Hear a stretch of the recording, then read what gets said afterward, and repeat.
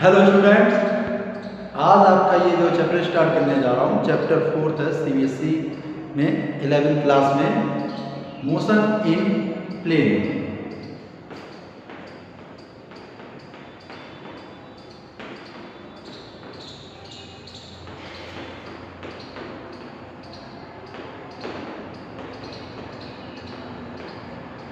Students, आप लोगों ने मोशन इन स्ट्रेट लाइन अच्छे से पढ़ा था और हमने अच्छे से समझाया भी है, तो वीडियो आप देख सकते हैं। अब देखो, मोशन इन स्ट्रेट लाइन में प्लेन में क्या देखा था कि कोई भी मोशन हो रहा है वो एक स्ट्रेट लाइन में था, या तो एक्स एक्सिस पे था या तो वाई एक्सिस पे था, केवल एक लीनियर मोशन था।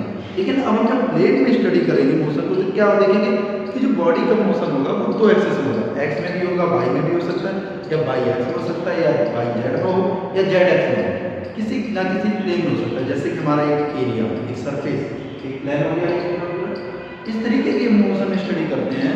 तो इसीलिए इस चैप्टर में डिजाइन किया गया मोशन इन प्लेन। इसमें आप देखोगे किसी भी ऑब्जेक्ट को डिफाइन करने के लिए हमें अगर उसकी पोजीशन या लोकेशन को डिफाइन करना है तो हमारे पास कम से कम दो कोऑर्डिनेट होने ही चाहिए, मिनिमम दो कोऑर्डिनेट रिक्वायर्ड है अगर किसी ऑब्जेक्ट की हम पोजीशन या लोकेशन को डिफाइन कर रहे हैं प्लेन में या 2D में। चलो स्टार्ट करते हैं। इस चैप्टर को समझने से पहले हमें कुछ स्पेशल टर्म्स और क्वांटिटी हमको जानना चाहिए, जैसे कि वेक्टर क्वांटिटी क्या होती है और स्केलर क्वांटिटी क्या है। तो सबसे पहले स्टार्ट करते हैं वेक्टर क्वांटिटी।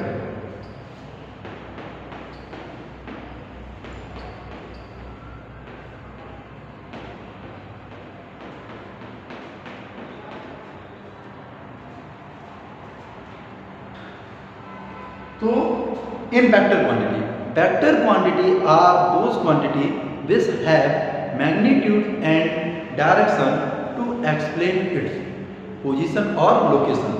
किसी भी अगर आप ऑब्जेक्ट की पोजीशन या लोकेशन को एक्सप्लेन करना चाहते हैं और उसकी पोजीशन या लोकेशन को एक्सप्लेन करने के लिए आपको मैग्नीट्यूड के साथ डायरेक्शन की भी रिक्वायरमेंट हो तो उसे हम कहते हैं वेक्टर क्वांटिटी। वो क्वांटिटी कौन होगी? Vector quantity. That mean those quantity which have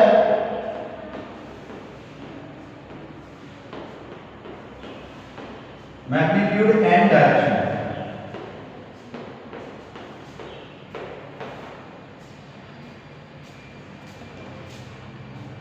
So such quantity will be called vector quantity। For example,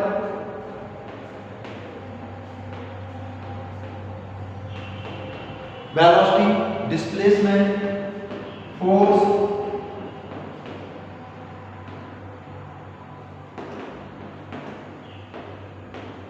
and etcetera. तो वेक्टर क्वांटिटी कौन कौन सी है? वो क्वांटिटी जिनके पास मैग्नीट्यूड भी है और डायरेक्शन भी है, वो हमारी वेक्टर क्वांटिटी हुई। एग्जांपल हो गया हमारा कौन सा? वेलोसिटी है, डिस्प्लेसमेंट है और फोर्स है। अब जैसे वेलोसिटी है, किसी ऑब्जेक्ट को अगर वेलोसिटी को डिफाइन करना है तो हमें मैग्नीट्यूड भी चाहिए, ये 2 किलोमीटर पर आवर से चल रही है, और डायरेक्शन किस डायरेक्शन में जा रही है। डिस्प्लेसमेंट की डेफिनेशन में बताया था the shortest path between two point, that is final और इनिशियल पॉइंट। तो इसमें डायरेक्शन होगी इनिशियल और फाइनल। फोर्स, किस डायरेक्शन में हमने बॉडी को फोर्स अप्लाई किया, बॉडी तब किस डायरेक्शन में मूवमेंट शो किया है, तो ये क्या हो गया? फोर्स भी एक वेक्टर क्वांटिटी है। तो वेक्टर क्वांटिटी को रिप्रेजेंट करने का कुछ तरीके हैं। तो वेक्टर क्वांटिटी को हम रिप्रेजेंट करते हैं किसी भी क्वांटिटी के सिंबल के ऊपर एक वेक्टर साइन या एरो बनाएंगे इस तरीके से। सपोज करो वेलोसिटी को हम अगर डिनोट करेंगे तो v बनाएंगे और v के ऊपर क्या बनाएंगे?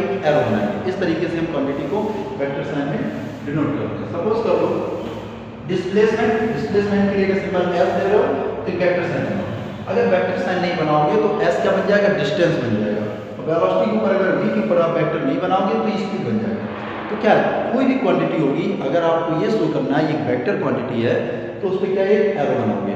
और सीबीएसई में जो एनसीईआरटी बुक है, एनसीईआरटी बुक के अकॉर्डिंग वेक्टर क्वांटिटी को आप डिनोट करने के लिए इटैलिक लेटर वर्ड यूज कर सकते हो। थोड़ा तिरछा सा देखा हुआ कंप्यूटर में होता है इटैलिक लेटर, सभी लोग बना लेते होंगे। इटैलिक लेटर यूज कर सकते हो। Either you will be use a dark bold letter, एक को हम डार्क लेटर बनाते। तो जितनी भी बुक्स होती हैं मोस्टली डार्क बनाती हैं, एनसीईआरटी में dark letter. Either we use a vector sign on symbol, या फिर हम वेक्टर साइन बनाते हैं सिंबल के ऊपर। तो ये तो हो गया वेक्टर क्वांटिटी के बारे में आपको पूरा। अब वेक्टर क्वांटिटी के बारे में ये भी जानते हैं कि इसके साथ मैग्नीट्यूड भी है और डायरेक्शन भी है। अब वेक्टर के बाद हमारी एक दूसरी क्वांटिटी है जिसे हम कहते हैं scalar quantity.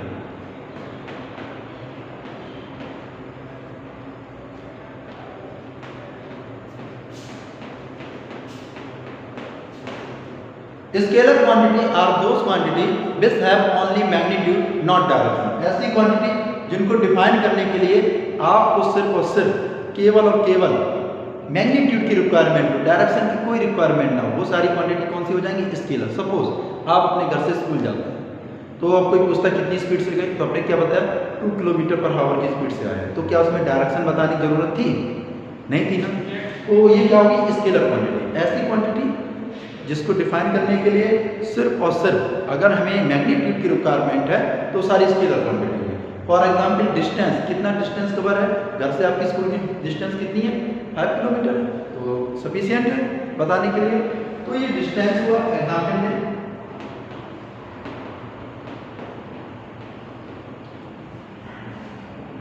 Speed, area, volume etcetera, ये सारे क्या हो जाएंगे? हमारे स्केलर क्वांटिटी हो जाएंगे। अब स्केलर क्वांटिटी के बाद अगर देखा जाए क्या स्केलर क्वांटिटी को रिप्रेजेंट करेंगे? आप बस किसी भी क्वांटिटी को डिनोट करने के बाद ऊपर अगर वेक्टर नहीं बनाते हैं, कंसीडर एज स्केलर क्वांटिटी। जैसे मैंने अगर स्पीड को बनाया तो स्पीड के लिए भी बना दिया, वेक्टर साइन नहीं लगाएंगे तो ये क्या बन जाएगी? Scalar quantity. एज पे अगर वेक्टर साइन नहीं लगाएंगे क्या बन जाएगी? डिस्प्लेसमेंट। तो ये बात आप समझ गए होंगे कि वेक्टर और स्केलर में डिफरेंस क्या है। वेक्टर क्वांटिटी को डिफाइन करने के लिए मैग्नीट्यूड और डायरेक्शन दोनों चाहिए, जबकि स्केलर को डिफाइन करने के लिए ओनली मैग्नीट्यूड चाहिए। अब हम बताते हैं आपको वेक्टर क्वांटिटी कितने टाइप की होती है। तो आपके सिलेबस में वेक्टर क्वांटिटी तो पहले मोस्टली 2 टाइप की होती है। कितने टाइप की? 2 टाइप की। First is the axial vector and second is the polar vector. इसे नोट कर लो, इसको हम तब तक साफ करते हैं। So vectors quantity are 2 types. First is axial vector and second is polar vector.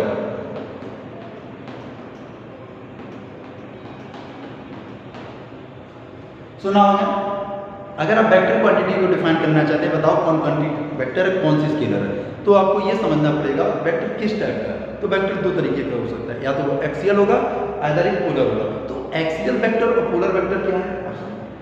तो what is the axial vector? So axial vector is that vector which have starting point और एक्ट इन ए लीनियर, जिसके पास क्या हो? एक starting point.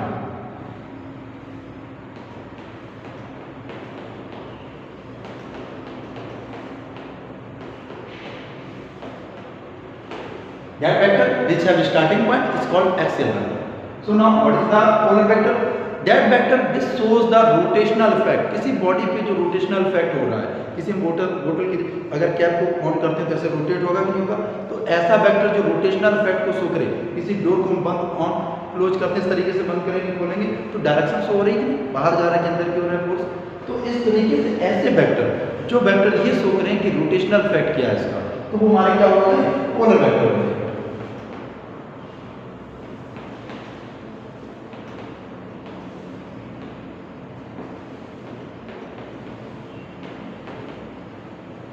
Clear? अब इस 2 vector के अलावा जो हमारे वेक्टर हैं उनकी कुछ अलग डेफिनेशन है।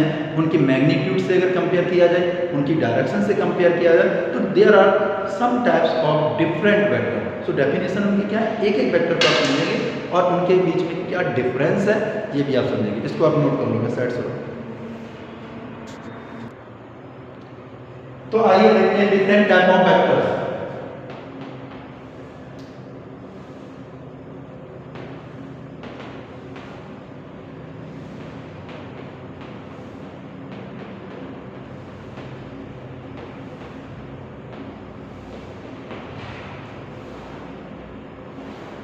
तो बच्चों डिफरेंट टाइप ऑफ वेक्टर्स में आपको देखो अच्छे से समझ में आ रहा हो, अच्छे से तैयारी करते रहना। डेफिनेशन कराने के बाद एक न्यूमेरिकल वीडियो बनाएंगे जो पूरे वेक्टर चैप्टर को कंप्लीट कर लेगा।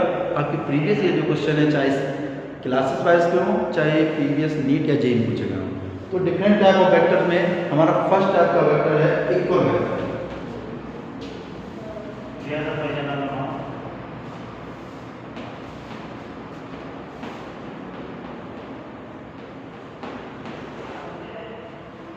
तो इक्वल वेक्टर्स कौन से होते हैं? Those vector which have, that's mean 2 and more vector, अगर 2 वेक्टर हो या ज्यादा वेक्टर हो, विच have equal magnitude and in same direction, that vector will be called equal vector.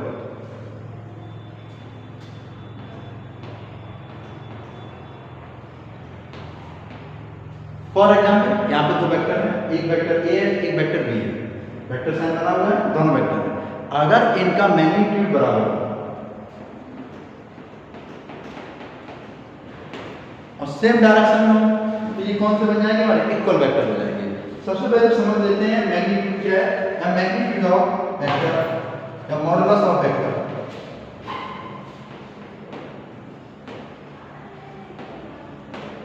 तो मॉडुलस ऑफ वेक्टर में बताया कि the magnitude of A vector is called modulus of vector. तो मैग्नीट्यूड कैसे निकालते हैं? सपोज करो कोई वेक्टर ए दिया है, A vector equal x I cap plus Y ji cap plus के कैप जेड। तो यहाँ पे एक वेक्टर ए है, इस वेक्टर का हमें अगर मैग्नीट्यूड निकालना है तो मैग्नीट्यूड के लिए मॉडुलस का साइन होगा इस तरीके से, इक्वल लगाएंगे, स्क्वायर रूट लेंगे और स्क्वायर रूट लेने के बाद जो यूनिट वेक्टर आगे बताएंगे यूनिट वेक्टर क्या है, आई जे के, इनके कंपोनेंट क्या है एक्स वाई जेड, इनको हम स्क्वायर करके सम करते जाते हैं, x square plus y square plus z square. इस तरीके से किसी भी हम वेक्टर का मैग्नीट्यूड निकालते हैं। फॉर एग्जांपल एक और एग्जांपल लेते हैं, सपोज कर लो ए वेक्टर इक्वल दिया गया है 2i cap plus 3j cap plus 4k cap. इसका मैग्नीट्यूड या मॉडुलस ऑफ वेक्टर निकालना है तो क्या करेंगे, मैग्नीट्यूड लेंगे, स्क्वायर रूट लेंगे, i का कंपोनेंट 2 का स्क्वायर, j का कंपोनेंट 3 का स्क्वायर और k का कंपोनेंट 4 का स्क्वायर। तो सम कर लेना, स्क्वायर करने के बाद 4 9 10 16। ये जब सम करोगे तो हमारा बन जाएगा कितना हो जाएगा, ये 25 29 रूट में 29। इस तरीके से किसी भी वेक्टर का मैग्नीट्यूड निकालते हैं और मैग्नीट्यूड को क्या कहते हैं, मॉडुलस ऑफ वेक्टर। तो अभी इक्वल वेक्टर पढ़ा रहे थे, इसमें बताया था those vector which have equal magnitude and act in A same direction is called equal vector. तो इक्वल वेक्टर तक हो गई। सो चलो अब स्टार्ट करते हैं यूनिट वेक्टर। थर्ड टाइप का वेक्टर हमारा यूनिट वेक्टर।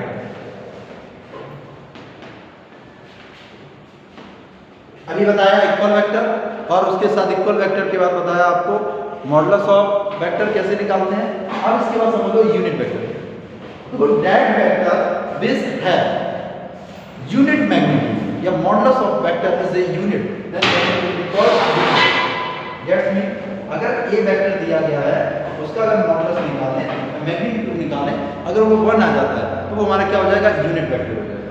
अब यूनिट वेक्टर को अगर कार्टेशियन कोऑर्डिनेट पे ड्रॉ करें तो x y एक्सिस के लिए x एक्सिस पे हमने एक वेक्टर मान लिया i कैप और y एक्सिस पे मान लिया एक j कैप और z एक्सिस पे मान लिया वेक्टर k कैप। ये तीन वेक्टर है i j k।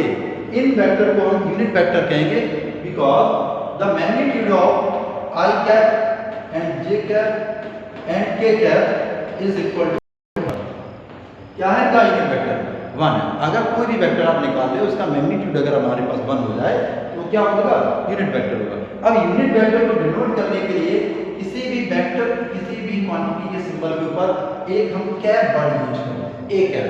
तो कैप क्या रिप्रेजेंट कर रहा है, यूनिट वेक्टर। यहाँ पे देखो i के ऊपर क्या बना है कैप, यूनिट वेक्टर को रिप्रेजेंट कर रहा है, j के ऊपर क्या बना है कैप, ये भी k भी। अब यूनिट वेक्टर का फार्मूला कैसे ड्राइव करते हैं या कैसे इसका फार्मूला क्या है, unit vector of a cap equal to vector of a upon में मैग्नीट्यूड ऑफ ए। इस तरीके से हम किसी भी क्वांटिटी का यूनिट वेक्टर निकाल लेते हैं। कैसे, ए कैप लिखा है यानी यूनिट वेक्टर हमें निकालना है ए कैप का। क्या करेंगे, उसका जो वेक्टर ए है उसमें हम मैग्नीट्यूड ऑफ ए का डिवाइड कर देंगे। ए किसे डिवाइड करके ये समझते हैं। देखो फॉर एग्जांपल दिया गया है A vector equal i cap plus 2 j cap plus 2k cap. ये हमने वेक्टर कंसीडर कर लिया A vector i cap plus 2 j cap plus 2k cap. First of all हमें क्या निकालना है, इसका मैग्नीट्यूड या modulus of vector.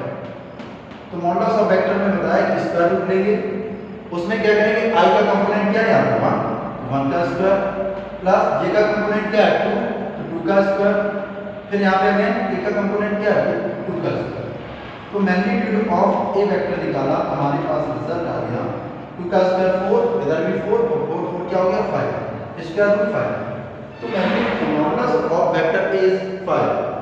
Now the unit vector of A is A cap equal vector A upon में modulus of vector A.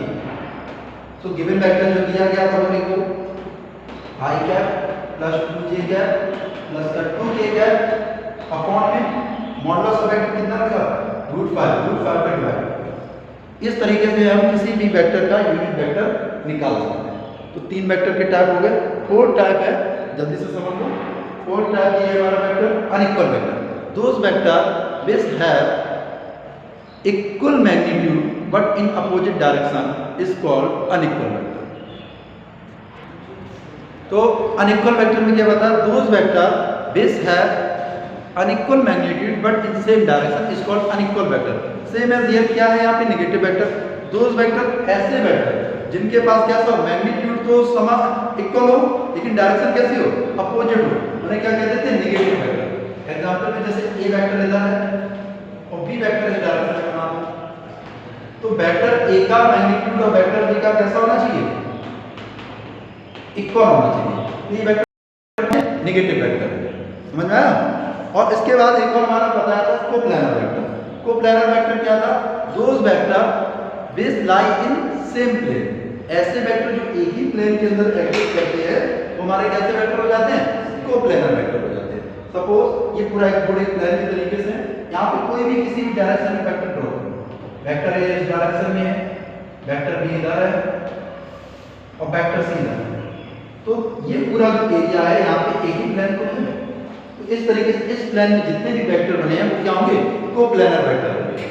Next vector हमारा को initial vector, यानी कि वो वेक्टर जिनका स्टार्टिंग पॉइंट कैसा हो, सेम हो, तो वो हमारे वेक्टर कैसे होते हैं, को इनिशियल वेक्टर। सपोज कर लो यहाँ पे बना है एक स्टार्टिंग पॉइंट है, यहाँ से वेक्टर स्टार्ट होके जाता है ए वेक्टर और दूसरी डायरेक्शन में डाउन साइड बनाती है वेक्टर बी, तो इनका स्टार्टिंग पॉइंट क्या है, सेम है। तो ये जो वेक्टर होंगे वो हमारे क्या होंगे, कोई इनिशियल वेक्टर। जो वेक्टर एक ही पॉइंट से स्टार्ट हो रहे होते हैं, जिनका स्टार्टिंग पॉइंट सेम हो, उन्हें क्या कहते हैं हम, कोई इनिशियल वेक्टर। एक चीज और बता रहे हैं अभी, वेक्टर साइन अगर कोई बनाते हो आप इस तरीके से, तो ये जो लास्ट जहाँ से स्टार्टिंग पॉइंट होती है इसे क्या बोलते हैं, टेल बोलते हैं, और जहाँ पे एरो लगा होता है उसे क्या बोलते हैं, हेड ऑफ वेक्टर। तो टेल होता है, ये हेड होता है। ऐसे वेक्टर जिनका टेलिंग पॉइंट सेम हो उन्हें क्या बोल सकते हो, को इनिशियल वेक्टर। अब कौन सा वेक्टर बचा है हमारा, ऑर्थोगोनल वेक्टर। तो orthogonal are those vector which are perpendicular to each other. अगर आपकी एक जो वेक्टर बनाए थे यहाँ पे i j cap, i cap j cap ये कैप, ये आपस में कैसे 90 डिग्री, आई जे के साथ 90 डिग्री बनाएगा, जे के साथ 90 डिग्री और के आई के साथ। अगर ऐसे वेक्टर जो आपस में 90 डिग्री बना रहे होते हैं वो हमारे क्या होते हैं, ऑर्थोगोनल वेक्टर होते हैं। ठीक, ये ऑर्थोगोनल वेक्टर होते हैं। तो वेक्टर बहुत सारे हैं, आपको इतने वेक्टर आ जाने चाहिए। तो इतनी डेफिनेशन के बाद अब हम बताते हैं पोजीशन वेक्टर और डिस्प्लेसमेंट वेक्टर, और इसके बाद वेक्टर के जो चैप्टर है डेफिनेशन खत्म हो जाएंगे। उसके बाद एडिशन ऑफ वेक्टर और सब्ट्रैक्शन ऑफ वेक्टर और एनालिटिक मेथड से वेक्टर को कैसे हम ऐड करेंगे या सब्ट्रैक्ट करेंगे और ग्राफिकल मेथड से, वो नेक्स्ट वीडियो में कराएंगे। तो next topic is position vector.